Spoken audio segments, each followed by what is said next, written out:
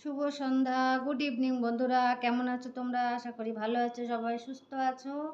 তো আজকে আমি প্রথম বাজার করলাম, তো সেটা আজকে আমি তোমাদেরকে দেখাবো। তো আজকে আমি পুজোর বাজার করেছি প্রথম। আর কার জন্য করেছি শুধু বাজার দেখো, যে আমি আজকে ফার্স্ট বাজার করলাম আর কার জন্য করেছি সেটা দেখো। তো আজকে আমি ফার্স্ট বাজার করেছি আমার গোপুসোনার জন্য।